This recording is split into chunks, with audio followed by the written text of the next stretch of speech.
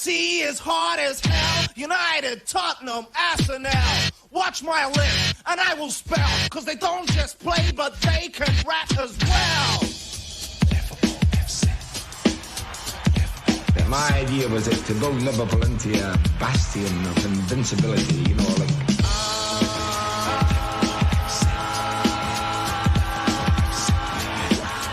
Napoleon had that idea, he would conquer the bloody world.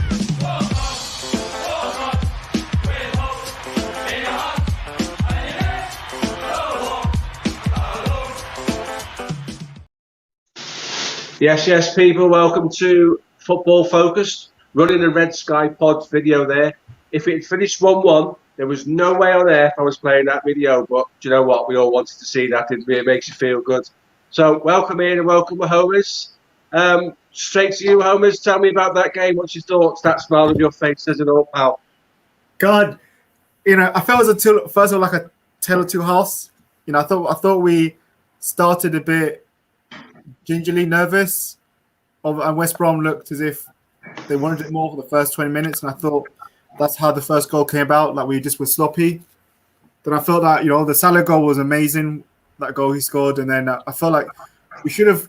Bobby and Mane should have both scored. We should have been gone into half time at least 2 or 3 up, and I thought that was going to be some of our season. The strikers just not been able to tackle where they did now, and I thought it's going to be one of those days where Fat Sam gets one over us. And the second half as well, I thought the second half, we didn't do too much, really. And I think sometimes our finishing was poor. Like, Trent should have hit the target rather than going for power. I think Salah should have passed to Mane or Firmino when he had a chance. And I think Ginny should have hit the target. So I thought in the second half, it was a kind of the tale of, we can't finish. And we struggled to create. And we're moving the ball too slow. Then obviously that Alisson goal, it's an iconic goal for me now. It's going to be one of the remembered up there with the Firmino goal, that volley he scored against Stoke back in 17-18 to get in the Champions League. Remembered with Divock Origi goal. It's iconic. And Alisson to get that header. I was over the moon. I celebrated as if would have won the league. Because I was just like, oh my God. I thought it was going for a 1-1 draw and 3 points thrown away. So I'm ecstatic. I think now it puts massive pressure on Chelsea and Leicester, exactly what we wanted. And now we can just sit back and see whoever drops points in that game. When we beat Burnley the weekend, then we are in the driver's seat for top 4. So, it feels as if top 4 is in our destiny, that we're meant to be in the Champions League next year. That was the most Liverpool thing to do. That was more akin to last season than this season, although we don't see things like that. Ian, I want to get your thoughts on what was an absolutely ridiculous end. Just before you do, mate, I have to say I was sitting watching that game thinking we've had 27 corners against the team most capable of defending corners against the team of midgets, which is potentially what we're dealing with. Mate, talk to me. Tell me what you think feeling right now. Sam Allardyce must be absolutely fuming, because when Alisson went up there, one of the things you normally see when a keeper goes up is he either stands on the edge of the box or he goes into the mix round about the penalty box. Alisson went to the near post and nobody went near him. Nobody. He's a big goalkeeper. All right, he might have question marks over his heading ability, but nobody went near him. The only person who challenged Alisson for that header was Nat Phillips, and Nat Phillips nearly took it off him. He just stood where he was. He didn't have to move towards it or anything. But you know what, mate? I'm not Sam Allardyce, so I'm absolutely buzzing. I just celebrated that goal, mate, like I thought we just won the Champions League. I've just done laps around my living room. I thought it was gone. I thought Champions League was gone. Alisson, mate, I love him as a goalkeeper. Can we send him up for every corner now? Because he seems to be the only way we're going to score for a corner. Mate, we used to play short corners years ago at Liverpool, mate. It used to drive the fans mad. It's absolutely what we have to be doing with the team we've got right now, mate. Because, apart from that, it's not like we've got them on the, Van Dijk, obviously, but you just couldn't see it coming. So, their goal, Homers, talk to me about their goal. What do you think we could have done differently? Who's at fault? Dave, how you doing, buddy? Yeah, good. Dave, I think it was a fault. I think it's a combination. I thought Williams got caught out. I think he tried to, I don't think the defense communication was done in the right way, and I think also the midfield got bypassed. So I think it was as a collective whole. I don't think we defended that goal really well, and I think because even like when I looked at that goal again, I was thinking, I think Trent and Phillips should have moved over when Williams went to go get the ball. And I think they should have covered. And I think collectively we didn't defend that well. I don't want to single out Williams, but I think overall, that was a kind of weakness of that goal. And I think we need to be defending better than that. Like, you can't be. There's no communication. What I realised as well, and that's what comes. I think that goal came from lack of communication.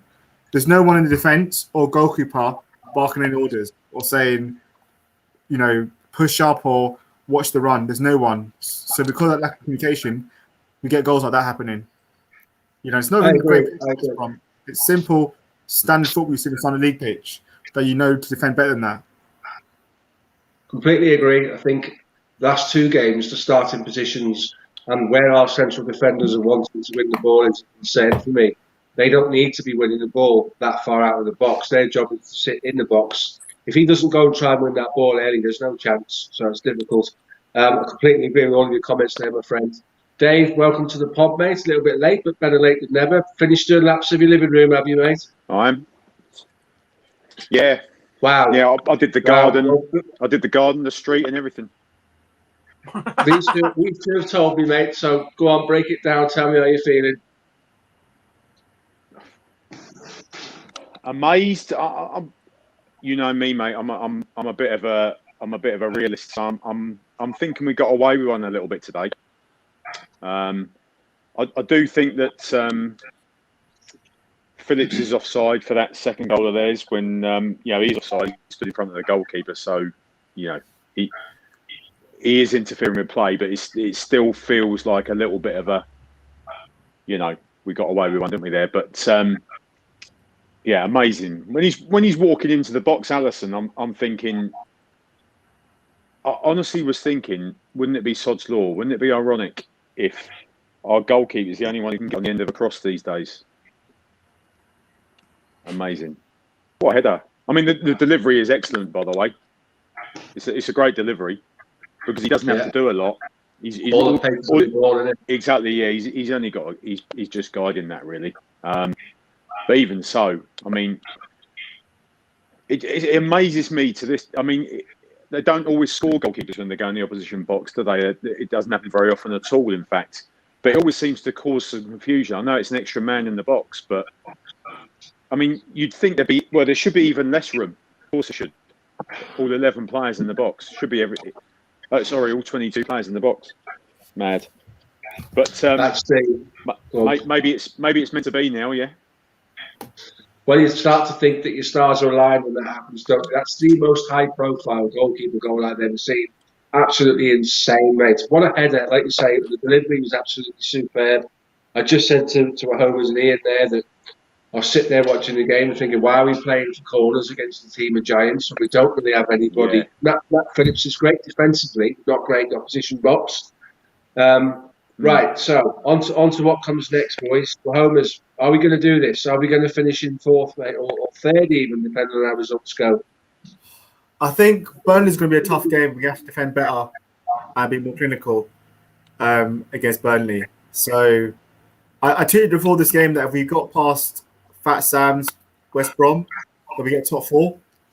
I think, judging from today, I think the good thing for Burnley is because Kabak's coming back. So you can have some kind of stability with him and Phillips at the back. I think while Reece Williams done well these last 2 games, but you want Kabak back as soon as possible.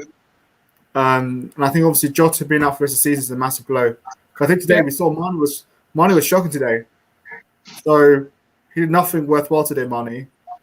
Except for the Salah assist, he was awful today. And I think it showed again, while Jota is so crucial to us in terms of the goals he scores, the runs he makes. But do I think we're going to get top 4? I do, because I think that, obviously one of Chelsea, that's going to drop points. And I think that they're going to buckle from the pressure of knowing that we are right up their arse going to that game on Tuesday. So I do think we'll get it. I do think we'll beat Palace at Anfield on the final day of the season, and we'll get past Burnley. So I think this is going to galvanise us to know that we can do it, and that's in our hands. So I'm positive we're going to be the champion next year. I like your style. I like what you said there, mate. Ian, you've spoken about this many times. Liverpool have been 2-0 down in previous years, but the year we won the title, and you just know with 10 minutes to go they're going to get something. Obviously, it was a return to that a little bit today with the sensational goal right at the end. Where does that put the team in terms of resilience and what have you going forward into the next 2 games? What does that do today? What does Alisson's goal give the lads going into these last 2 games? I just feel like since Thursday night, we've seen a glimpse of the mentality monsters again. Like the mentality midgets have gone for a holiday because it's the end of the season and they're on the beach now, and the mentality monsters have returned. For the first time in a good while, as much as I was nervous towards the end, I thought, even when it was like 92 minutes, I was thinking, come on, we get a chance here, we can get this. And when Alisson went up, I'm not going to say I predicted he'd score, but I was going to say he could cause some problems in the box here. This could happen for us here now. Like, I just think this top 4 has given us something to play for. Robertson seems fired up. Trent seems fired up. Don't let Alisson's goal take away how absolutely brilliant Thiago was today. Thiago was absolutely fantastic. Probably his best game in Liverpool shirt today. He ran that game today. He was absolutely fantastic. So maybe having something to fight for again has galvanised the players. Maybe being up against it for the most of the season, something's finally clicked and they've gone, come on, let's get something here now. We go and get a result against Burnley. Get the fans in at Anfield next week and get that 4th place, and then get some players a break. That's what we need. Some of our players need a proper pre-season.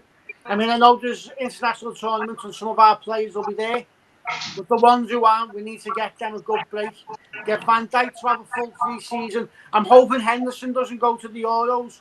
Keep him at home, and then we go for that title next season. Thanks, mate. On that, Dave, can we do that? Can we go for that title next season? Can we do it with what Ian spoke about, the players coming back revitalised and fresh, the return of Gomez, the return of Van Dijk, the return of Henderson? Is this squad sufficient enough to challenge Manchester City, or do we need to add to it? And if we do, where? We need to add to it, 100%. How we do that, I don't know. I think we need another centre back. It's obvious we need another centre back. We need. I think we need one of each. To be honest with you, someone else in midfield. Someone else. Perhaps even 2 midfielders. And we could do with floating some as well. But it's going to be difficult to. It's going to be difficult to offload. Not only going to be difficult to buy, it's going to be difficult to offload players. Where do they go? Do you get the kind of money that you thought you might get for them? Another forward. And I hate to say this, it might mean that to sign another forward means that we lose one of those 3. Unfortunately. That's something we've spoken about before, isn't it? Well, you're quite welcome on who you'd like to see in a Liverpool shirt next season. I've seen your tweets. Give me 3 names: defence, midfield, and attack. Who do you want? Realistically, who do you want? Well, personally, for me, I think I would be on the inclination of doing a massive clear out. Personally, for me, I think like Ox, Keita, Matip, Shaq, Origi, all need to go. I'd be getting rid of all of them this summer and moving them on. They don't offer anything anymore. In terms of players in, then I'd bring in I think we needed a creative midfielder. I think today showed the difference between having a a forward, no, a quick midfielder that scores goals, that can take shots, or that can do either passes. We don't have anyone that does that. Thiago tries, but he's not really one that's going to get you loads of goals or assists. So I think I would prefer we get someone like Samuel. He's going for like 25 million, 30 million in the summer. I'd bring him in. Then up front, I think if you were to sell Ox and Keita and Shaq, I'll then pay the rest towards. If you can't get Sancho, then I'd go for Donnell Marlon at PSV. I think he's a goal scorer. He scored a lot of goals. He's creative. And I'd go to bring him in. But I think we definitely need a striker. We can't go into next season without a clinical goal scorer because we can't have another season we're not finishing with dinner. And low blocks are going to be a massive issue again next year. We don't get a great midfielder in. I know we're linked to Bissouma. But while I like Bissouma, he's not going to solve the low block issue. He's more of a Fabinho player. And we need to. It's going to cause us to evolve our style of play. I don't want us to play through the fullbacks anymore. I want us to play through the midfield and use creativity that way.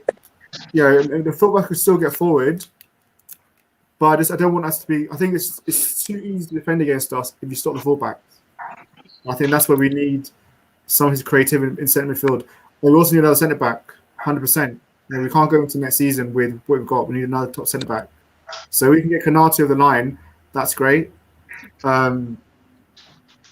But yeah, to me, the surgery needs to happen this summer if you win the challenge.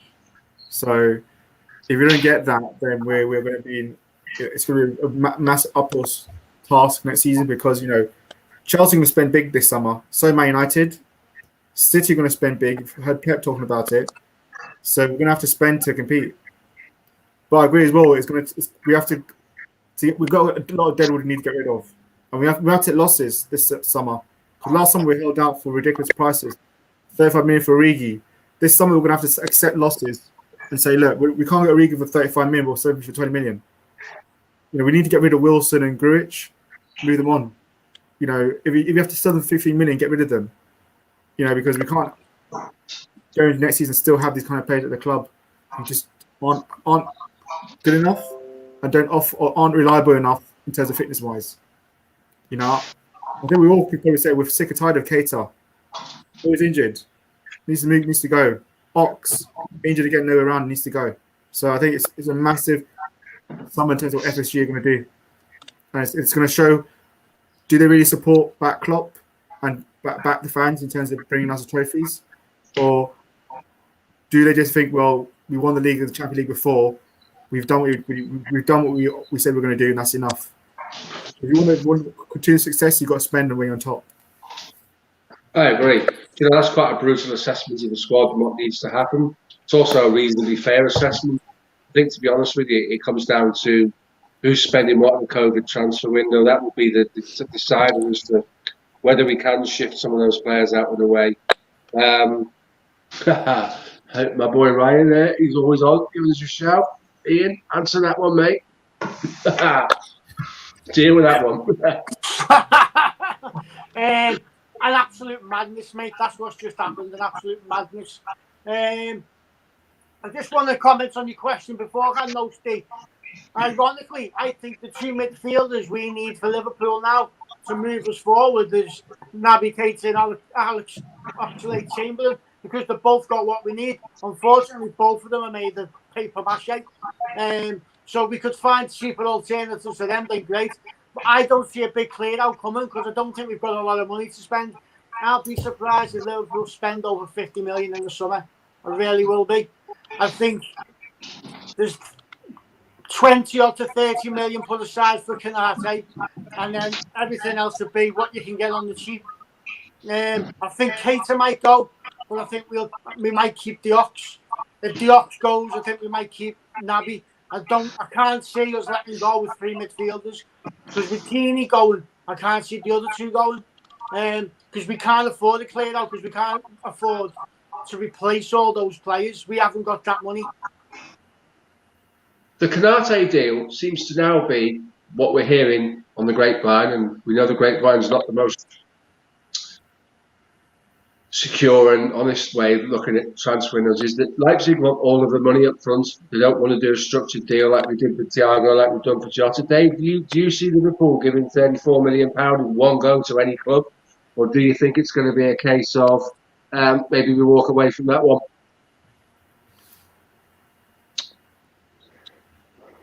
Bit more haggling to be done, I think, on that one. Because it's not going away, that story, is it? That we want him, and I'm guessing he wants to come to Liverpool. But yeah, in this day and age, I don't see him spending 34 million in one hit. Absolutely no chance. Absolutely no chance. And I completely agree with Ian. I don't see half of those players going from the club either to free up funds. Yeah, they're on good contracts, and why would they walk away? So a question for you while we're doing this: would you take £30 million for Origi, Shaq, and Harry Wilson to sell the three? Would you think £30 million in the current market is a transfer fee you would take to reinvest in the club, even though that is probably selling them lower than what they were worth 18 months ago? Do you think that's an option? Yeah, I'd go straight. Let the three of them go straight away. Yeah, I agree with Ian. They're not contributing to the club. They're not contributing at all. Yeah, it does me too. I'll probably take 25, Steve. Nothing against them. Nothing against them. I just don't. I struggle to see how you get. I'm actually struggling to see how you get 30 million for those three players. In the current market. I've just been hopeful, mate. You know, yeah. You've got to try it, haven't you? Yeah. Well, Harry Wilson had a good season in the Championship, so he's probably at least still 50. I think there's still clubs that still pay 50 million for him. No chance. Absolutely no chance. Who would pay that? Maybe Norwich, promoted, Norwich, Leeds. They're linked with him. No chance. Just a question for you at home. Who's got genuine question? Matip plays one game and goes missing for 3 or 4. We know that's a feature. He's going to want 35, 40 grand a week. If you're a chairman of a football club and money's at a premium, do you pay Liverpool 10, 12, 15 million pounds for a player you can't rely on? Would you do that? I think he could. I think he'd be worth it for a lower standard club if they could afford that money. And he said to him, "Listen, you play games and you don't train. You do like a Leslie King with him. I don't think he can play 2 games a week, and I don't think he can train either. The lad makes Naby Keita look like he's made of steel. We need to move him on. That's got to be a fact now. It's for a player to be earning 40, 50 grand a week. I'm playing about 10 games a season. You can't. We talk about carrying weight, about people who aren't performing and stuff like that. How about people that aren't playing? And that goes for Naby Keita as well. And Ox. And the Ox. But the Ox has been there. He's been on the bench how many times this year? He doesn't get on. So his is more down to performance now for me, because when he comes on, he doesn't really do anything anymore since the injury. Naby and Matip now just don't get anywhere near the pitch. So it's got to be a point now where we say, listen, enough's enough. We can't afford to carry it anymore, because we aren't Man City. We haven't got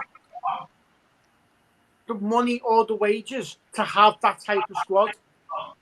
Klopp said that before anyway. He likes to work with smaller squads anyway. But we can't carry players like that. They're eating enough funds and wages that could be spent elsewhere, Steve. And it's really frustrating now. And I know it's not their fault because it's their bodies, but something needs to be done. I think Klopp speaks and says he doesn't want a big squad because he can't have one. So what he does by saying that is he reinforces what he's got rather than questions what he's got, which is not particularly good man management. Before I go on to my final sort of point to talk about, well, Holmes, just please take the time to have a look at Ryan's comment. You tell me, Holmes, what you think about Mane at the moment. Should we be worried about Mane, Holmes? I think with Mane, I think he had a proper rest for like over 7 5 seasons, something ridiculous like that. He's not had a proper rest in ages. I think what Mane needs is a summer off just to recuperate, because I think he looks tired. He doesn't look like he can beat a man anymore. Like, he's lost that step in terms of being able to take on players, run past players. He can't do it anymore. I think it's fatigue and it's a confidence issue. So I think I wouldn't sell Mane this summer, but what I would make sure is that he gets a rest, like a good summer off, then come back for pre-season, because I think that's what he needs, a rest, because he's not had one properly. And I think even he himself said it as well. He's not had a rest. So I think it's more that fatigue and mental in here. So I'm totally against the idea of people say get rid of Mane. Because I don't think after 4 good seasons we just chuck him off when he has one bad season, and we just forget all what he's done before. So I think with a lot of players, he needs a rest. I think that's what it is. We have to remember, like, we played Bobby, Salah, Mane into the ground. Gini as well. We played them all into the ground because of the lack of a big squad, because of the lack of trust in other squad players. So we've had to push them into the red.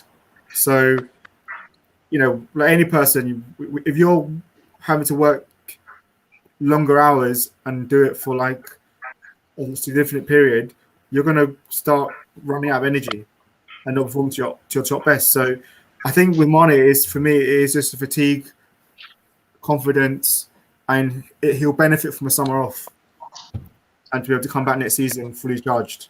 So, it's not the case of just get rid of Mane. I think that's a mistake, and to get rid of him.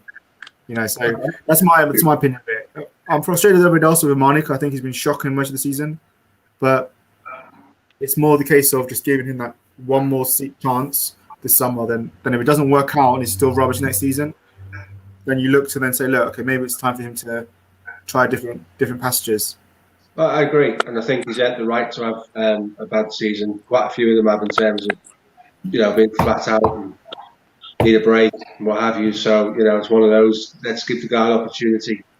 Just before we close, guys, obviously I just want to put something to you all and get your take on it. I've been watching Liverpool recently. We've all been watching Liverpool recently. We've all agreed at times it's a difficult watch in terms of breaking teams down.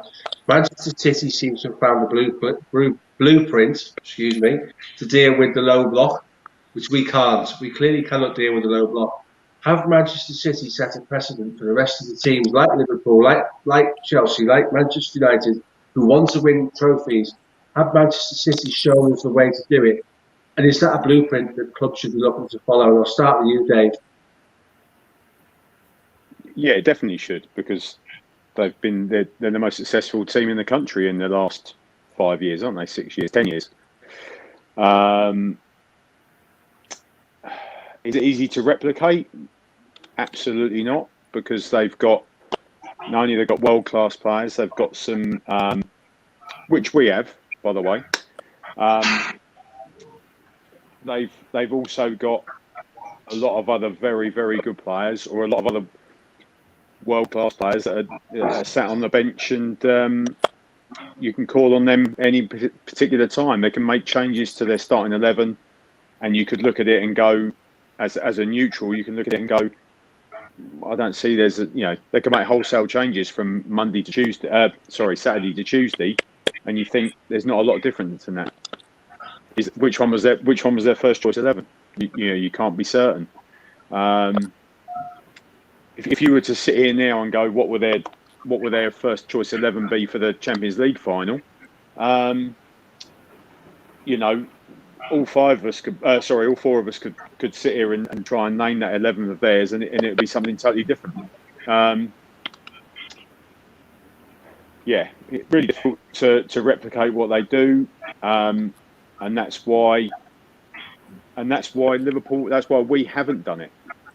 We've been their closest challengers for the last 3 years, and we haven't replicated what they've done because we don't have the personnel to do that, and we don't have the money to try and replicate what they do, because they don't go out and spend 100 million on players, on one player. But what they do have the ability to do is go and spend, in previous seasons, £50 million on 2 different fullbacks. for example.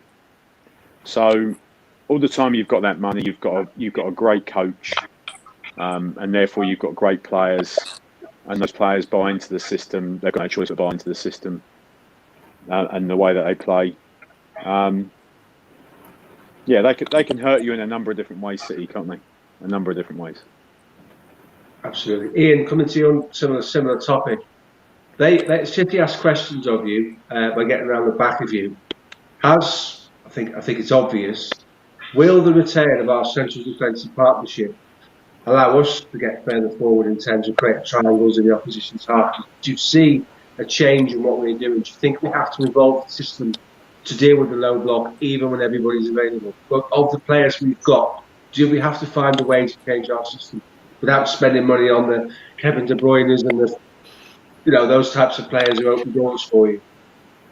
I think when Van Dijk and Gomez come back, our whole system changes again anyway, because our system comes back. Our defence tends to attack very quickly when Van Dijk and Gomez are there. Because everybody knows how good a player Van Dijk is, but people underestimate how good a player Gomez is as well. Gomez can pick out a pass. He can go and find Robertson on one side.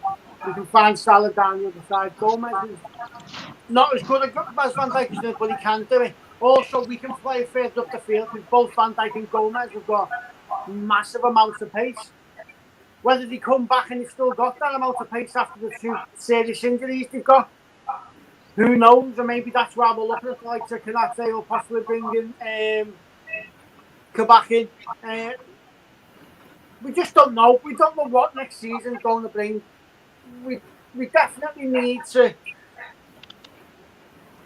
I know it's hard. I know we won the league and I know we ran them close. But Liverpool fans, if they're going to constantly compare our squads to Man City's, they're going to forever be disappointed because we haven't got the squad where we can start with a world-class 11. Run that world-class 11 to the ground for 60 minutes and then bring on 3 equally world-class players. We're not that squad and we're not that team. We need to find a different way. Our way maybe is we need to hit them earlier and we need to score the early goal, which is what we did the previous 2 seasons. We used to seem to start off really quickly, get an early goal, getting it early 2 goals, and then you could have not a break, but you could relax a little bit and then go again in another 20 minutes. Because of the amount of players we've had out and because of the injuries and because of COVID, we know we're training different. We've not been able to do that this season. When you've got 30 world-class players in the squad, Steve, the COVID situation isn't going to affect you as much because you've got a better turnaround of players constantly. That's why they're in every competition to the end, because their second string is as good as any other between 10th and 6th place in the league. That is what we're competing with right now. Liverpool gets a lot of digs and a lot of hate off other fans. But the other team's fans should be looking at us going, you know what, Liverpool for 2 seasons stopped this being the Scottish League. That is where we're heading with Man City. Now the FFP is gone. I mean, I know they ignored it anyway, but FFP's gone completely now. So they'll just go on and they'll spend whatever they want without even thinking about it. It's bullying time. What we need now is John Henry and that to stand up and say, we're going to have to try and compete with them. We're not going to spend 300 million every season, but we need to go out and we need to gradually build a better squad. Maybe go out and buy 1 or 2 world-class players this summer and then do it again the following summer. But if you're going to compare our squads to Man City's every time you see a lineup from Man City, you're going to constantly disappoint because we're never going to be like that, Steve. It's never going to happen. Very well answered, you two. So we'll bring it towards a close now. I'm going to start with you, Hamish, just to go through your man of the match nomination for this evening. Obviously, there's a couple of standout candidates. So just talk to me about those people you would consider to be man of the match nominees. I think my man of the match, Thiago, I think he was phenomenal again today. I think he's coming into his element again. He looked for me like the only midfielder that was actually trying to do something. taking shots, doing good passes. You know, like, and he looked at the only one that's actually wanted it. I don't think Fabinho was that great today. I think Curtis Jones struggled in that first half. And obviously when Shaqiri came on, I don't think he offered anything. So I think midfield, Thiago was outstanding in. Obviously people say Alisson because of that goal. And he made a couple of good saves as well. So he did play well. And then I think also Trent as well looked good as well today as well. Like he wanted it. So for me, it's between one of those three for me. Trent, Thiago, and Alisson. And I'll go with Thiago because I think, like, if Alisson hadn't scored that goal, we'd all be talking about how good Thiago was today overall because he was exceptional again today. No, good shout. Ian, who are you going to go for your man of the match? Thiago. I just thought Thiago was head and shoulders above everyone else today. I think Trent was good, but not as good as Thursday. I think we missed Genie in midfield today. You know, I'm not sure their goal happens if Genie's playing, because Genie will be in that position where Reece Jones runs out to. But I think Thiago's head and shoulders above everybody else today in red. Fair comment. I think this is going to be unanimous. Dave, over to you for your man of the match, please. Yeah, same, Steve. 100%. Difficult to argue. Best game he's had for us. Was very good, wasn't he? But very, very good. So before we close, guys, looking ahead to the next games, are we confident for a result at Burnley? So we'll do the usual predictions in terms of not the score, but how many points we'll get in the Burnley games. So we'll start with you, Ian. How many points are we picking up against Burnley, pal? 3. Definitely 3. We pull Alisson off at every corner. That'd be nice, wouldn't it? I still can't believe that. I'm talking to you guys, right? In the back of my mind is this image of our number one scoring a Duncan Ferguson type header. It was ridiculous and brilliant. I'll be buzzing off that one, right? Holmes, how many points? I'm going to say 3 again. I think we'll win that game. It'll be a tough match again like tonight, but I think we'll win it. I agree. Dave? Yeah, I'm not saying anything but 3, Steve. It will be a tough game. Holmes is right, and particularly they'll be smarting after they got a good trouncing, didn't they, the weekend? Yeah, a good trouncing. Leeds gave them a right seeing to, but I fancy they'll play the usual 4-4-2, won't they? And I think we get at that. I think we can get at that. I would agree. I think that result makes them